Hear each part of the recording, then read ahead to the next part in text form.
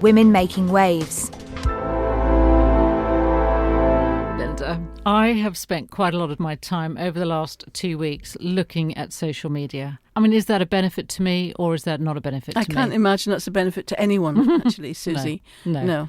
I mean, it's too much sometimes. Yeah, it is. I don't know about you, but I have found if I start scrolling, is it called doom scrolling? That's what they say. I look up and half an hour's gone by. And that's half an hour I'll never get back again. But it depends. What have I learned? Nothing. I've been looking at cats falling over. But that's my question. Has it been beneficial or not? No. You mean you can safely say that whenever you go onto social media, it's not benefited you? Sometimes it really depends what I'm looking at. If I'm looking at something sensible, but that's probably not on social media, is it? That's probably on a site that I've sought out, or an email that's been sent to my inbox, and I'm clicking on something that I know is going to be sensible and not full of absolute nonsense. And by that, I mean, bots just dropping misinformation, basically. The misinformation worries me a lot on the internet. Yeah, you're right, it does. And I think a lot of us, and a majority of people, actually don't recognise when we are getting misinformation. But you see, when I ask the benefit, I really enjoy social media. And I know that's probably not the right thing to say, but I love seeing things that I'm interested in. Like at the moment, I've really got into sewing. So I like things that come up Are on you talking posts. about YouTube and stuff like that? No, people are showing you how to do stuff? Well, I suppose, you see, that's it. That's the rabbit hole, isn't it? So you start on Instagram and then you follow their link and it takes you to YouTube. Now, I don't mind that if I'm enjoying it. But if I look at my phone and the majority of the time, of course, it's on your phone, isn't it? Is that how you find it, on your phone? Sometimes. Yeah. Sometimes. I prefer doing it on my laptop, to be honest. Oh, okay. Or a bigger tablet. Screen.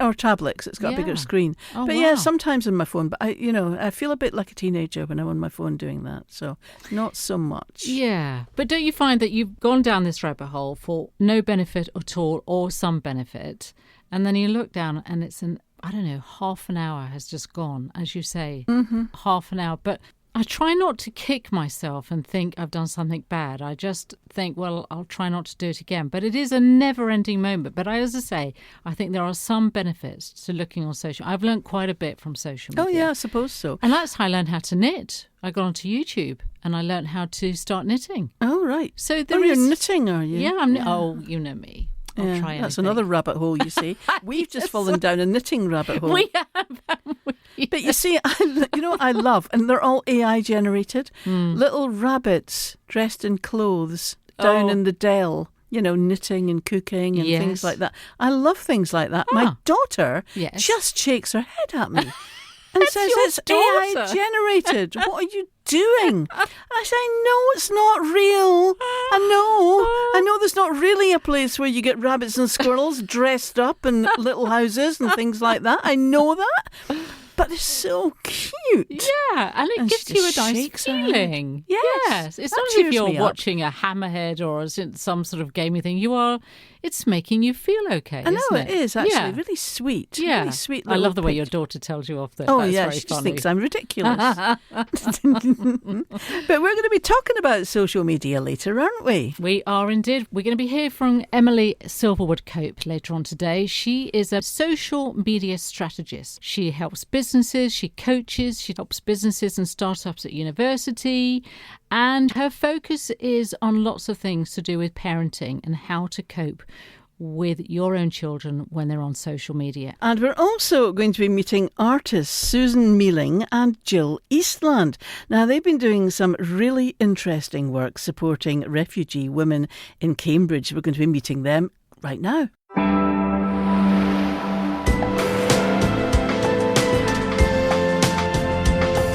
You're listening to Women Making Waves radio show and podcast, brought to you by Suzie Thorpe and Linda Ness. This show is all about women doing extraordinary things. Artists Suzie Thorpe and Jill Eastland recently curated an exhibition of work by women refugees. We wanted to find out more about Susan and Jill and their work supporting refugees and the other women's causes that they support. Welcome to Women Making Waves, Jill and Susan. Thank you. Hello. Hello. Hello.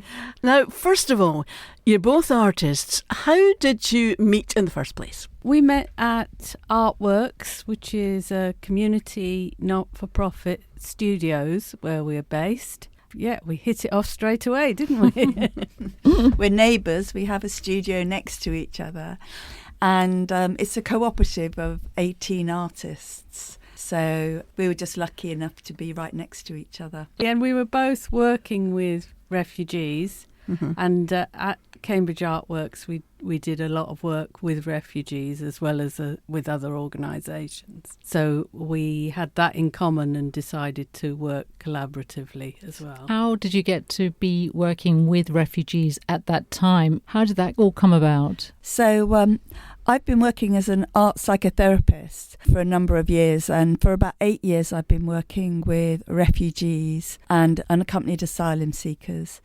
So Jill and I got talking about how we could continue to support women refugees and asylum seekers within the Cambridge community. And Jill was fortunate enough to know of some funding that was going to be available. And we decided that we really wanted to work together. And these refugees, we're talking about doing an art project here with them. Were they artists to begin with? Or was it something completely new to them? Combination. Some were really good artists. So I did a project using tabards, like the kind of workers' uniform, the dark blue workers' uniform that cleaners or carers wear. And we used those as a kind of canvas to draw onto and then stitch onto. And there were 2 women in particular who really loved that and told their stories of migration as well as stitching them onto the tabards. And one previously did textiles work. They are happy for their names to be put out as artists. So this is Sanam.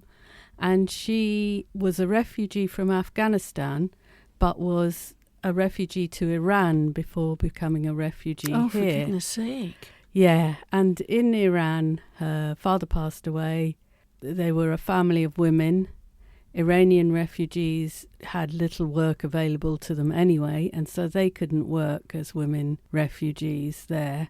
So they did stitching and darning and beautiful beadwork and all kinds of textiles work, and that's how they managed to survive.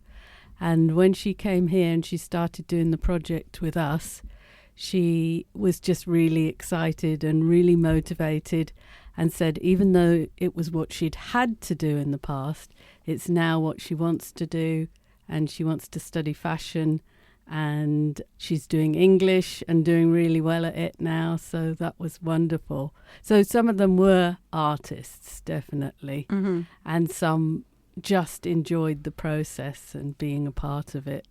That's amazing, though, the fact that by attending the workshops that you set up, that's actually changed her life now, really, isn't it? In that it's given her a way forward in something that she was good at. Oh, indeed. We were able to sell some of her work at the exhibition we ran, which was sort of the culmination of the workshops that we've been doing. Jill and I curated an exhibition called Refugees Welcome Here.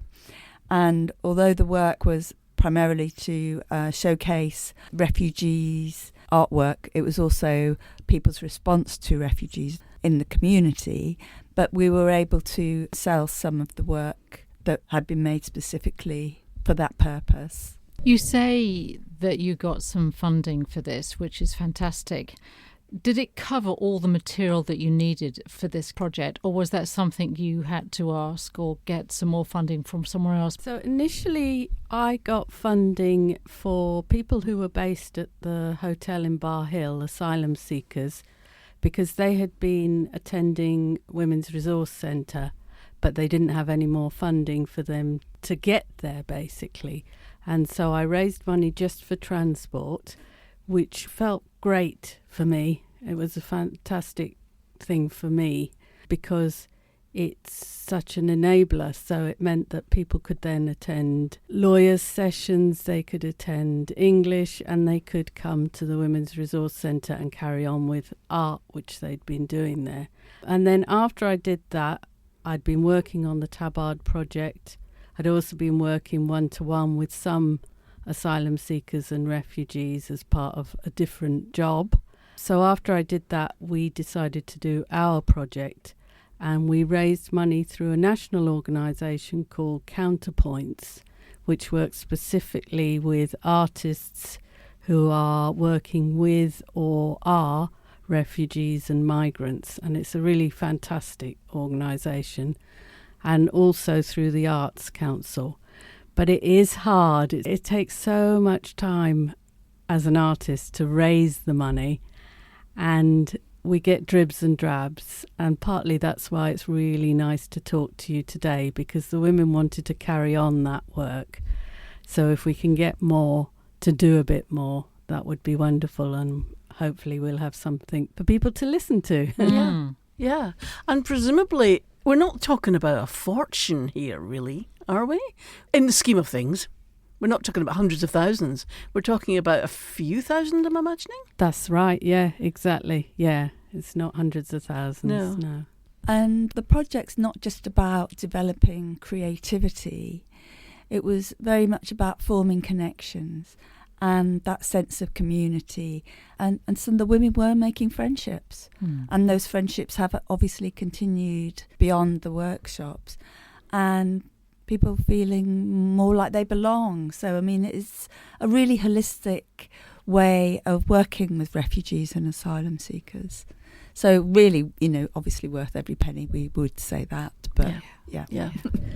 And also the theme that we worked to was finding your power and joy. That was really empowering for the women as well. They really enjoyed that theme and really engaged with it very intelligently. There was one woman who talked about how she had lost all sense of joy, and then she had tried to pretend to be happy. So she was making artwork about this, drawing and stitching, and she tried to pretend to be happy. So she made a piece of work that had a kind of dark bit in the centre and lots of light coming out from it. And she said, but then she realised that she had to accept that darkness in the centre in order to be able to move on, not just try and suppress it and bottle it up, which was quite fantastic for us to see that kind of thought process going on and the creative work being used to help to heal people like that. And did they have families and daughters that wanted to come as well to these events and to this programme? A couple of the women were parts of families who were groups of refugees who'd come over, and they were very keen. I think, in fact, 2 members of our group brought their mothers along at one point, and they were able to show us their work as well. So there was that sense of family and that sense of belonging and that feeling that they were able to share it with their families and that they wanted us to meet them. It was really, really wonderful. How nice is that? And there were 2 little ones as well, which they didn't come every week because it clashed with their English classes, but they came some weeks, which was lovely as well, wasn't it? Yeah, that is really nice. And you talked about some of the women feeling, really sad inside, I guess, because I'm imagining because of the experiences that had happened to them on their way here and before. Did they talk about these things when they were doing the art? Yes, I mean, what we decided we would use as a starting point was that we would screen print on textiles, on fabric, the countries that the women had come from. So we had maps of Iran, Afghanistan, Eritrea, Sudan, various other places. And we found that by using this as the starting point, that it being about power and joy, and that they got both of those things from where they'd started. So that was very empowering, because I think everybody had left family members, and there was that sense of homesickness and loss. But because they were embellishing and embroidering these maps, you could see a sort of transition, a bit like the dark to light, in that they were able to remember certain aspects of their life before they came here with joy. One woman actually rendered in textiles her journey. Wow. We were very careful to try to do work that was about things like power and joy, as we've said. The workers' uniforms, the tabards, were about what work people had done and what work they wanted to do, so that people didn't have to talk about the really hard things if they didn't want to. Yeah. And it wouldn't be triggering for other people. But 9 times out of 10, at some point, they do want to talk about their own experiences and their journeys. And one woman, Mushkan, embroidered her journey, and it was a beautiful picture. So she drew it first in pastels and then she embroidered it, and it was a Disney version of her journey. And she said that she could cope with it if she thought of it as a holiday. And she was Iranian, and she had an uncle who used to like to camp, and she'd always wanted to try camping, but as a woman she couldn't go camping. Her father wouldn't let her, and then her husband wouldn't let her. So when she was rendered a refugee, she tried to think of it as camping, and she was with her sister, so they looked after each other and tried to think of it as a Disney holiday. And so she drew this picture that had like a camper van with lots of parcels on it and balloons coming out of it and flowers all over it and things like that.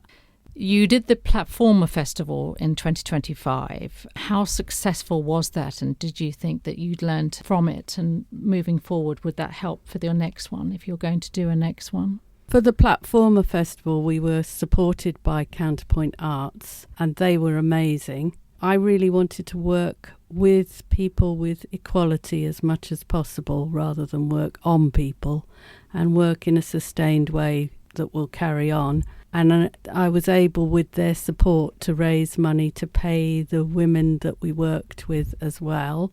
So rather than them just giving their stories and it being a kind of charity exchange, it was a much more equal exchange where they were paid for the things that they made and for the things that they gave. Because giving your story for free, you're crafting it yourself, it's a creative exercise, it sets up an imbalance automatically.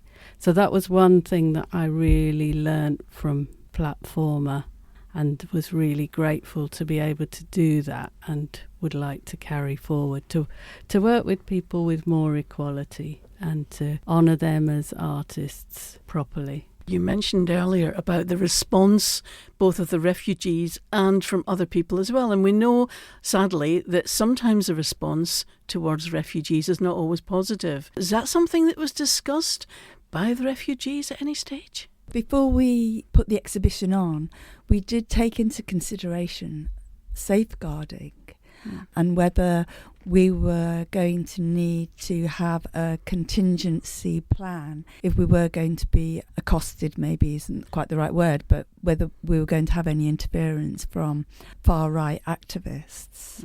So we were talking with the refugees about that.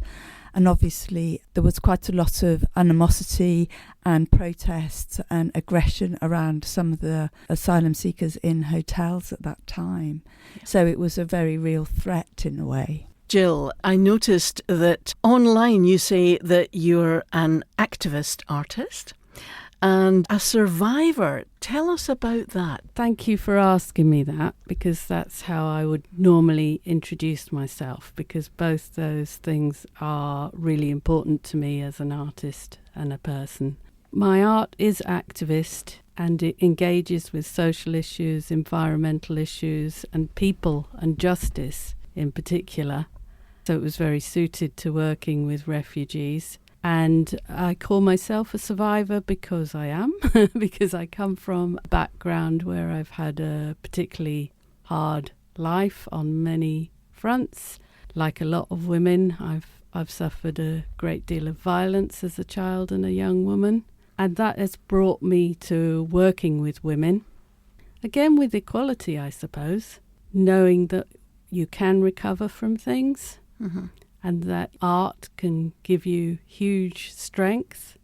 And so bringing those things to other women has been really important to me. How many of you who are contributing artists, how many of you are doing this together? Is it a few of you? So when we did the Refugees Welcome Here, it was great because we put a shout out to people who were working with refugees, migrants and other refugees, and our studios. Everybody wanted to be a part of it. They really wanted to express their support for refugees, their understanding that people don't come here just because they want a better life, that if you're forced to leave your home, that's usually a very, very difficult thing, and you go through hazardous and traumatic journeys to get here. And it was an opportunity for people to express support and kindness. So through that, we worked with quite a lot of other artists. And it was not just artists who were at Cambridge Artworks, it was artists within the community as well. One of the workshops that's run regularly at Cambridge Artworks is Cambridge Black Creatives. And that's also made up of a number of refugees and asylum seekers. So we had an amazing response in total. But I think that's one of the great things about being part of a cooperative, about being part of this community, where the majority of us are women, and we are very like-minded.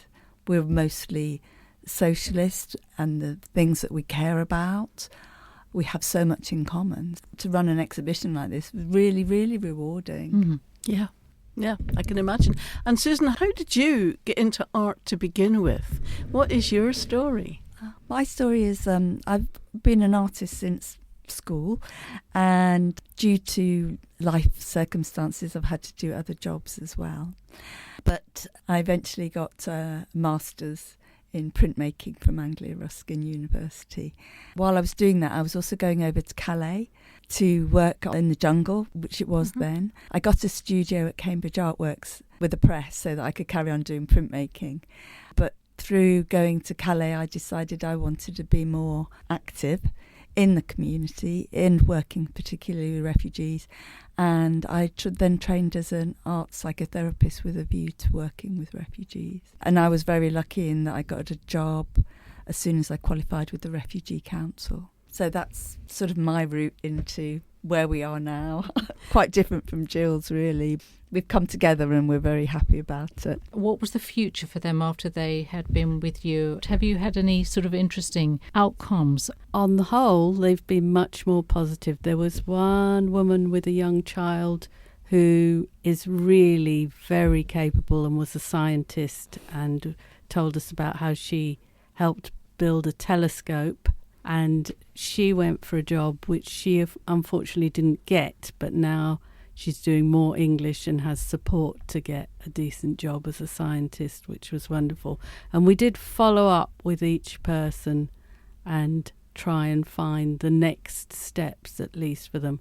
There was one very troubled woman who needed a lot more support, and we were able to find different areas of support for her so that she's got a lot more at the moment to try and explore her history and hopefully recover somewhat from it. Yeah, I can imagine there must be some terrible stories coming out of these women's pasts. One of the things I've come across over the years is that there's a lot of single women, single mothers, maybe because their husbands have been killed in somewhere like Afghanistan or Iran, people who fled the country because they haven't got any support. And doctors, pharmacists, all sorts of women with great careers, great opportunities, but having to retrain with young kids is so difficult. It's a real ask. Most of the jobs, professional jobs available, does involve retraining. Whether it's a lawyer, doctor, everybody needs sort of British qualifications, even if they don't have to sort of start from the beginning. But there are an awful lot of single mums here. Remind us one more time before we say goodbye to you. You're wanting to raise money so you can run more of these workshops. Give us some details about how people can get in touch with you if they're interested in sponsoring. So what we would like to do is to raise some money to do some more work in the lead up to Refugee Week, which is the 16th to the 26th of June. And the theme for Refugee Week this year is courage. So we'll be working around that theme. And if people want to get in touch with us and donate, we'll do it through our Artworks Cooperative. And the email for that is artworks@cambridgeartworks.com. So if people are interested, because I'm assuming it takes some time to put these pieces together, so you're going to be wanting to start this quite soon to be ready for June, I'm assuming. Definitely, yeah. But also it's really important that we're able to let all the women who want to participate, finding out when they're going to be available, what's a good time for them. If we can run something from either the Women's Resource Centre, we've got space in Cambridge Artworks where we can run groups. So Jill and I can be reasonably flexible, but I mean, any funding that we can get now to start preparing would be just brilliant, really. And as you said earlier, it's not a huge amount of money that we're looking for. No, we had a nice quote from Refugee Week that we wanted to say, which was, "Through art, stories and community, we celebrate the courage that lives within us all." That is really lovely to wrap up on, I think. Thank you very much for joining us on Women Making Waves. Susan Mealing and Jill Eastland, thank you. Thank you. Thank you.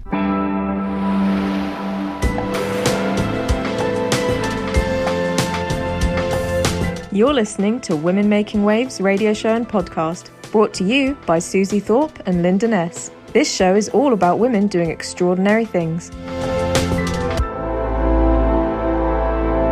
Our guest today is Emilie Silverwood-Cope. Emilie is a social media strategist with 2 decades of sales and marketing smarts and a knack for helping brands shine, or should we say, stay out of trouble online. She coaches everyone from startups to universities, writes on digital life and parenting, and knows every platform's secrets. Welcome, Emilie, to Women Making Waves. Oh, thank you so much for having me. It's a pleasure to have you. It's a really, really interesting topic. It completely surrounds us in life, social media and marketing. But I want to ask you, Emilie, do you like social media? Oh, that's such a good question to kick off with. I mean, such a love-hate relationship with it. And I mean, just today, the day that we're chatting, is the day after Brooklyn Beckham has... Oh, yes. I know. He shared on his Instagram stories, he's dropped that bombshell about his family. And honestly, I can't look away. It's appalling of me. And so there's a real sense of, I shouldn't really be doing this. I shouldn't really be reading all these comments. I should definitely be doing something more productive. But I think it's a really good example of how social media can suck you in, can suck up your time, but also can make you behave in a way that perhaps you shouldn't. And all of these things don't always sit very well with me. But then on the other side, I also know I have friends who have children with quite complex illnesses and quite unusual illnesses who would not have got the care for their children without being in a very specific Facebook group, for example. Yes, so I point. really, I can, yeah, exactly. I can really see the benefits. I can see the benefits to my clients, but also sometimes that algorithm can leave you feeling a bit grubby. Yeah. It's a kind of modern day equivalent of the village well, isn't it? Where all the gossip takes place, or where men would gather to drink ale or whatever. It's kind of the equivalent of that really nowadays, isn't it? It's just where everyone gets together and throws out their ideas, rightly or wrongly, and you've got to try and decide which is the truth and which is the lie. I think that's absolutely right. And I think it's tapped into something very innate in us, that we need to be seen and we need to listen and we need to be part of that gossip and we need to feel part of that tribe. But I think we also need to remind ourselves it's not real. It's a facsimile of that society as well. And I think it feeds a need, it gives us something, but also it's a version of it that needs to be replicated in real life, if that makes sense. You know, I worry sometimes, I think particularly about parenting. I think it can provide us with a really valuable community, but actually it can also weirdly cut us off from the real life community that we need. I mean, you mentioned 2 things there: not real, and we have to be convinced. It's a we use it all the time, but we're still not convinced. I find that really greatly worrying that we just want to use it. But humans are addictive, aren't they? They really like things that they can just quickly get to, or repetition. Do you think that's right? I think that's absolutely right. We need patterns, don't we? We need repetitions, we need patterns. Our brain taps into something, feels familiar, and we keep going back to it. Emilie, just tell us a little bit about how you got into it. As I said in the intro, that you got 20 years of sales and marketing experience. How did it all begin with you? Obviously, you were a marketer. Were you working at PR? So I was working in advertising and PR. Honestly, I fell into it. There was no great game plan at all. I wish I could sound grand enough and say that there really wasn't. So I fell into it after university, but then moved more into sales, which I really loved. It was just good fun, and I was the right age for it in my 20s, and I really enjoyed it, and I really enjoyed the autonomy that sales gives you. So I was working in the city, so I was working in recruitment. And fantastic team, recruiting for the blue chip banks, so feeling like I was moving in fast-paced, exciting circles. But what I really liked is you did your work, you worked really hard, and it was all yours. You were autonomous and you could see the impact of what you were doing. So I did that for nearly a decade, and then had my first child, and I just found the two things. I tried to keep going, but by the time he got to about 3 years old, I found it really incompatible with having a small child at home, and a small child that needed to go to school. Were you one of these people who were commuting to work? I was, exactly. I was commuting. I think the commuting conversation is something that doesn't come up enough when women talk about juggling children and juggling work. We often talk about childcare, but we don't talk about infrastructure, and we don't talk about commuting. And bad train lines, bad train service, not being able to get to work on time, not being able to get to pick up on time, are the things that will break you when you're trying to be professional at work and trying to still climb the ladder, and also trying to pick up your child from nursery at 6 o'clock, say. So it was a combination of those things, combination of childcare and commuting.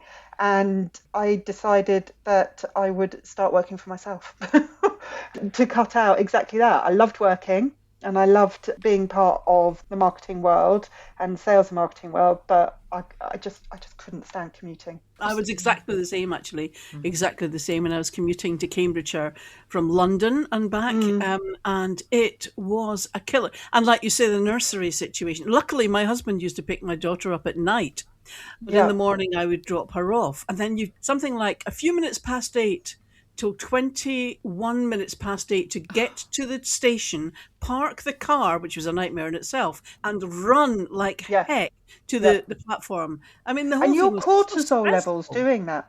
And your cortisol levels doing that. Your level of stress is just crazy. It's so high. And then you're paying an absolute fortune for it.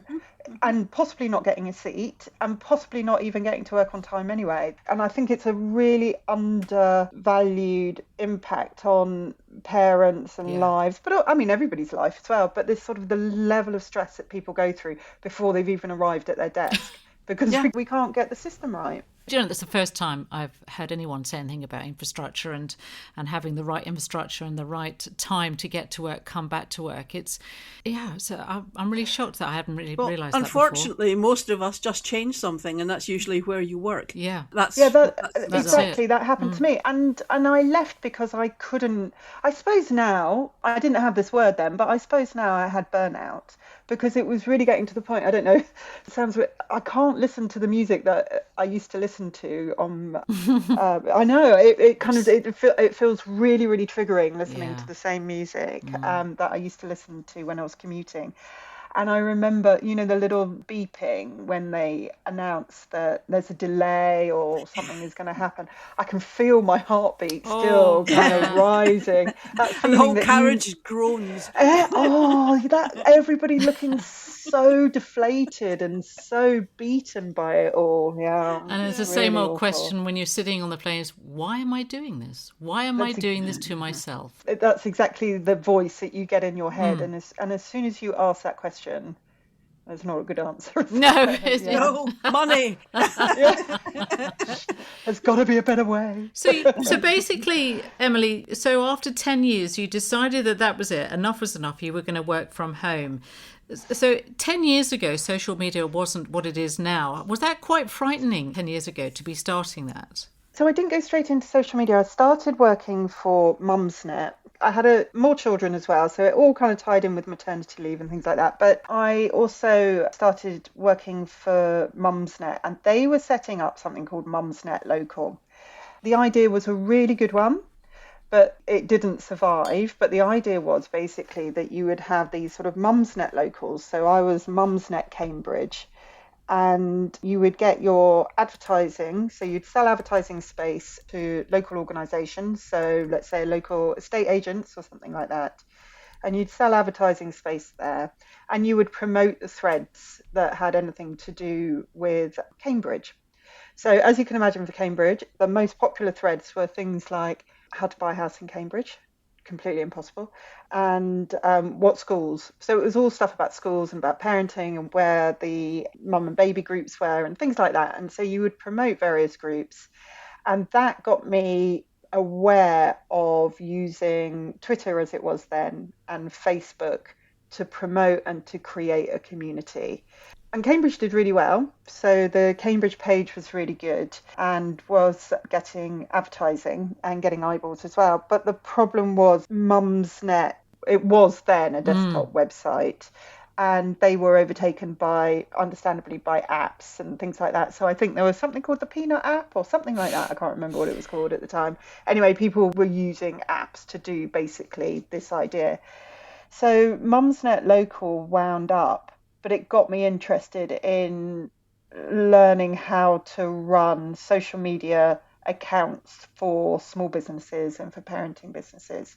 So I did some training and got some training and qualifications on how to run marketing campaigns on social media. And the idea then was that I was just going to work for parenting brands. So I worked for small startups who wanted to reach parents, so developed into kind of running social media campaigns. But it was very much for whilst my kids were little as well. There was still, I think, a little bit of PTSD, from taking on too much and having small children. Yeah. But it was while I was working for Mumsnet Cambridge that I started writing for Cambridge Independent and started writing a parenting column for them. So that was, I feel embarrassed even saying I don't know anything about parenting. I'm not an authority. I'm not trained. There is no such thing. There is no such. I don't want anybody. Just being a parent qualifies you, I think. Exactly. Yes. I'm absolutely. And they said, they're so lovely at Cambridge Independent, and they said, we don't want anybody preachy and telling everybody about how to be a parent. And I was like, you've come to the right place. I've got no clue. Because I just got to go back to Mumsnet, because that was quite an interesting start, because Mumsnet started in the year 2000 by Justin Roberts. And it was basically, as you say, Emily, to help parents give advice online. And it was a desktop thing at the beginning, but it was quite phenomenal, wasn't it, when it first opened up? And that's evolved. And this is where you've been able to evolve from it. Is that correct? I mean, I was a really heavy user as well of Mumsnet, always on the Mumsnet threads. I mean, there wasn't nowhere else really, was there? I mean, you had Netmums, but Mumsnet was the one that you could swear on. So I think that tells you something about why I was on there. I'd found my people. And just, a thread could keep you laughing and absorbed for the whole day. And, it's got a reputation for being a bit punchy too. Yeah. But it's such a busy platform that if all you want to do is read stupid threads, it's there. And, it's kind of, there's nothing that hasn't been discussed or shared on somebody's threads. And just as we were talking about earlier, it can be a great support place for you've got a poorly child. And also, just like you were saying earlier, I think about the Village Well, this is the generational support that mums need. You've got more experienced mums helping the less experienced mums. And that's where it all was. So I was definitely a heavy user of Mumsnet, and getting the chance to go to HQ and to work on the brand, it was just, honestly, I loved it. It was brilliant fun. I'll tell you what else interests me, the way that social media has evolved. Because when you started doing marketing, say 20 years ago, I suppose the underlying message is the same, but the way that you're doing it must be completely different now. I think that's true. I mean, the marketing strategies, they have remained the same. You know, you've got your product, you've got your place, you've got your price, but the tactics are completely different. And I would say as well, I mean, social media has really changed. I would say even in the last 5 years, it's completely changed how the algorithm works. TikTok changed everything again in terms of short form video and how we consume content online. So it's a completely different place. So now we get on to the subject of social media and the benefits and not so benefits for us. Now, we were talking earlier, weren't we, about the Beckham family. Has social media done more harm than good, or do you think that's just something that we have to get used to? I mean, it's like a Greek tragedy, isn't it? Yeah, it is. I mean, it really is. I think social media, I suppose, bled into every area of our lives. If you're going to live your life on social media, you make this Faustian pact of this is how I make my money, but in return you're going to get, I don't know, this sort of shallow existence. So rather than tell your son privately happy birthday and how much you love him, that's right, that's done via a post on Instagram, you know, because everything is content. And there was a time, I remember it really clearly, there was a time when my kids were little and I was doing stuff for Mumsnet Cambridge and I started Instagram.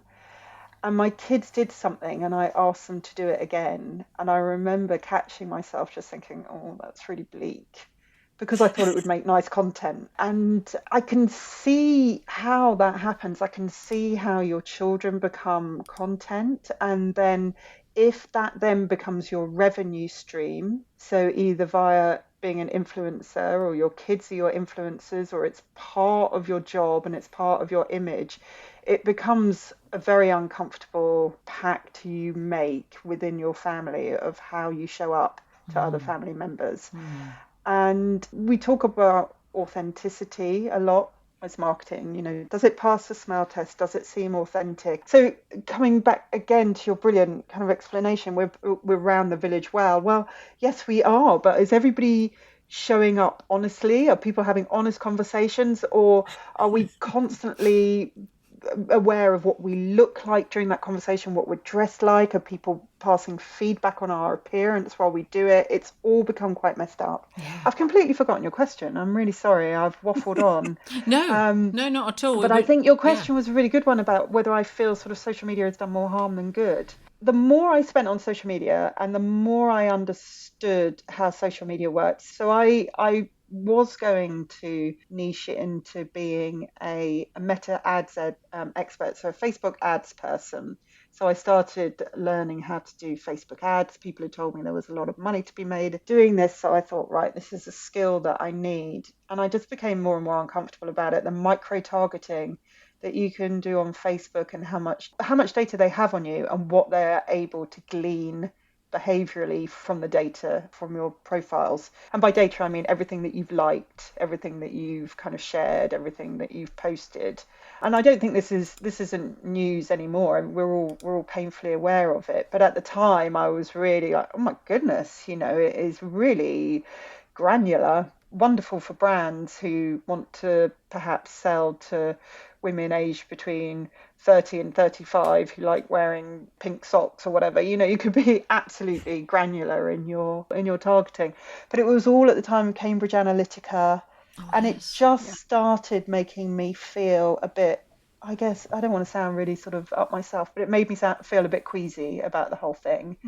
And it just didn't sit well with me. And so I decided that I would only work for B2B brands, and I would pick carefully what brands I'd work for, because it just seemed the B2C of selling to customers just didn't really like it very much. Yeah, that's interesting. And I also, because I was still writing the parenting column, I started thinking about the impact on children and the impact of having children on the platforms and whether or not they should be on the platforms. So that's kind of how it's evolved for me, this sort of idea of ethics within social media and ethics within parent, and how those Venn diagrams kind of cross over, I suppose. That's interesting, because one of the articles you wrote, I think, were 6 reasons to say no to your child getting a social media account, which I think it's a good idea. And of course, the government are now jumping on this, aren't they? They're now thinking about banning social media for children. Well, this is it. So, for starters, that article was meant to be 10 reasons, but I ran out of word space.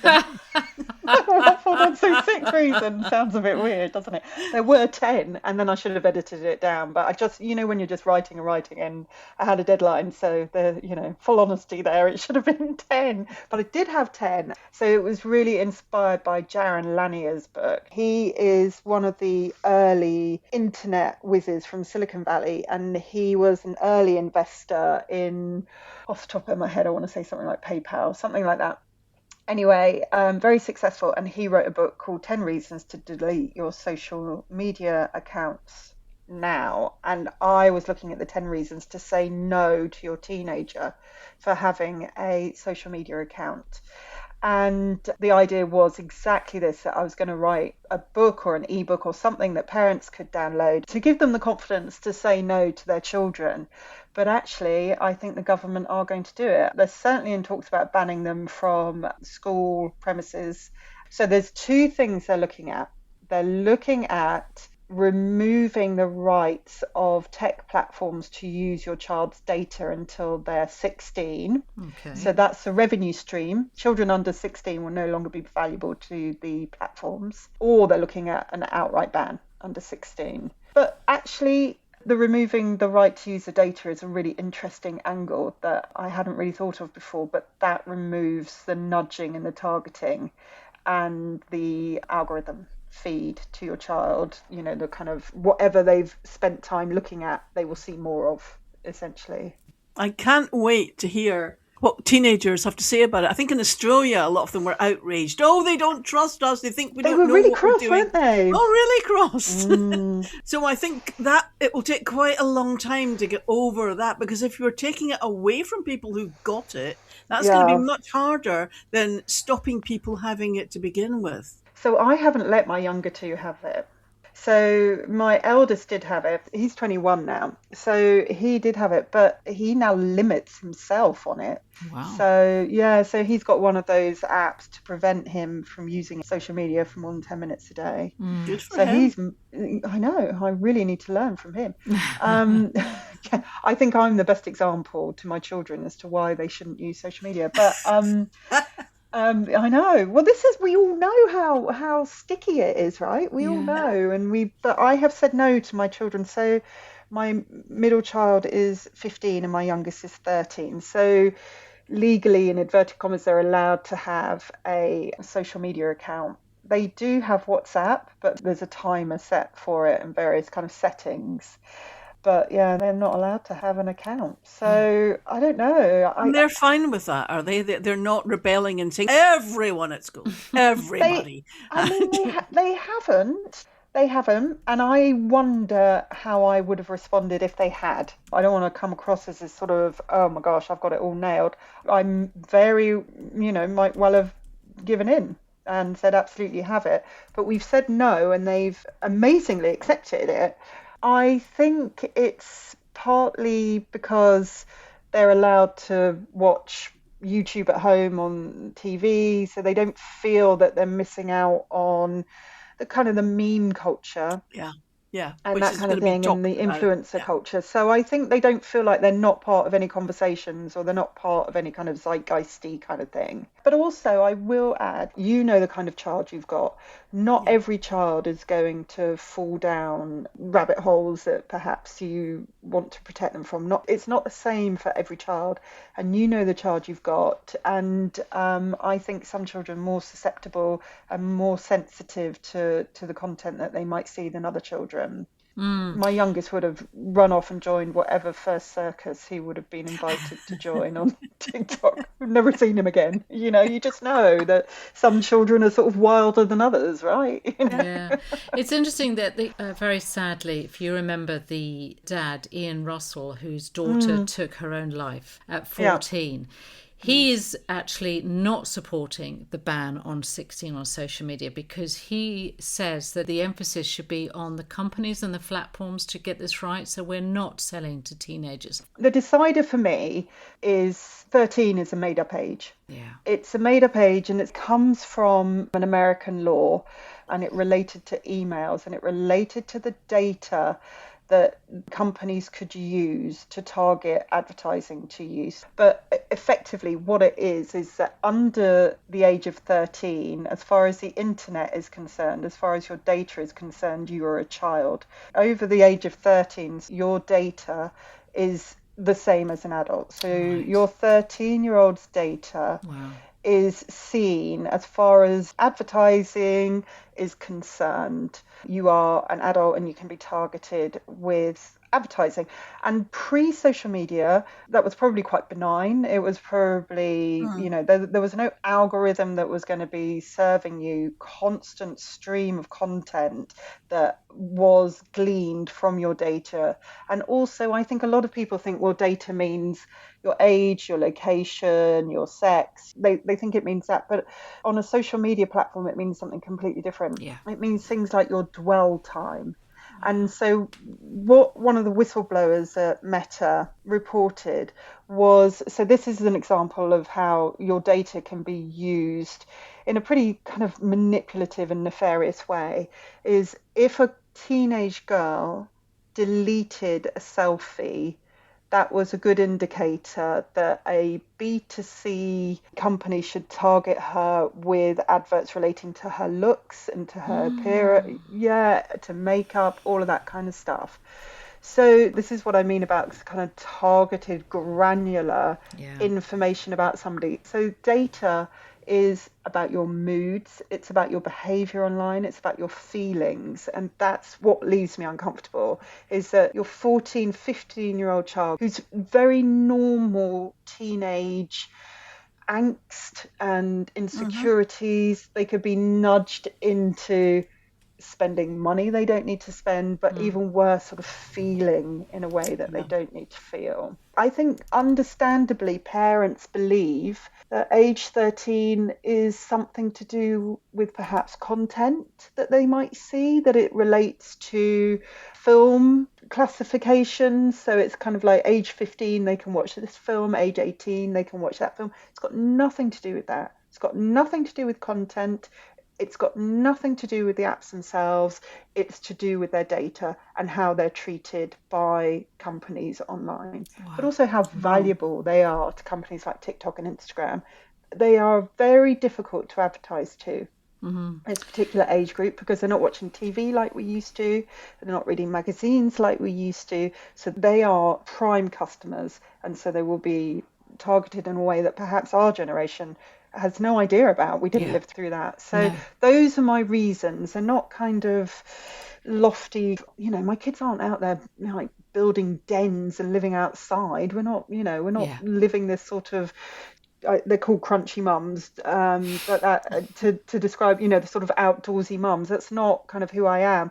It's this sort of fear that I have for my children being used and being pushed to purchase, and kind of almost like a kind of an anti-capitalist feeling I've got about it. Yeah. Just talking of your life in Cambridge, wild swimming, talk us through that. Oh, I'm sorry, I'm such a cliche. No, it's not a cliche. It's great, but why? I just want to know why. Well, that's a really good question, and I ask myself that. Every time I say it. So I started doing it in lockdown. Do you remember that second lockdown when you were really kind of, not again, here we go again. And some things were kind of open, I think, and other things weren't. And that was when I really struggled. I was really kind of, I don't think I can do this anymore. And kids at home and feeling like I was failing miserably at everything, from homeschooling to keeping my head together and home together and all those kinds of things. And somebody suggested going swimming in the river. So I went, and I was climbing into the river at Granchester Meadows, giving all the dog walkers a kind of a shock. Yeah, trying to strip off kind of riverside. And so I started swimming, and I was hooked immediately. So I've been going regularly ever since. And it's a very stupid hobby. No, it's not a stupid hobby at all. But it's brilliant. It's absolutely brilliant. I really do love it. And I was never the type to love it. I would have looked at a kind of a river and thought, why would anybody want to get in there? But it was kind of a needs must, there was nothing else to do. Yeah. And But I don't now, know. Yeah, I don't. Linda, are you a world swimmer at all? I can't remember if you. No. No. Sorry, Emily. You really got. Yeah, we're. I know. No, Oh, but you're quite. No, but you're quite right. You're quite right. Not to. It's a ridiculous thing to do. And I went on New Year's Day about 5, and I thought I'm not sure I can go any lower than 5 at the moment. I mean, I have kind of gone lower, but when it's really cold. But how can I describe it? So I don't know if you did any clubbing in the 90s. It's definitely got that kind of feel to it. That sort of like everything feels very alive. Everybody's smiling when they get out. That dopamine hit that you get when you come out of cold water, it's very real. Well, I can understand that. Emily, it's been great to talk to you today. It really has. And just out of interest though, what's the future for you? So I've been very lucky. I've never not had a client on the go. So there has always been that need for social media. It's been one of the best skills that I developed because everybody wants it. But I am getting to the point now where I feel like it's saturated. I think particularly with what's happened on X/Twitter. Yeah.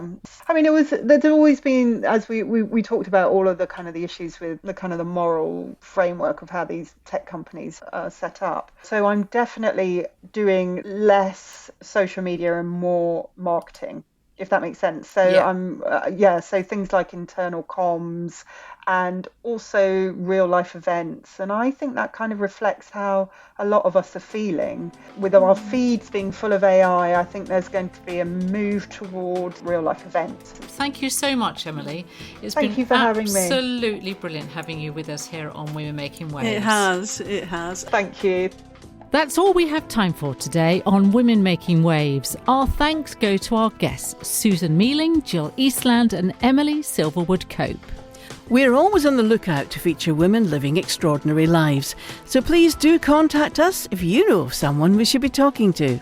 You can contact us via social media on X and Facebook at WomenMW or on Instagram at Women Making Waves. You can also find us on cambridge.radio or visit our website womenmakingwaves.co.uk where you can hear all of our interviews.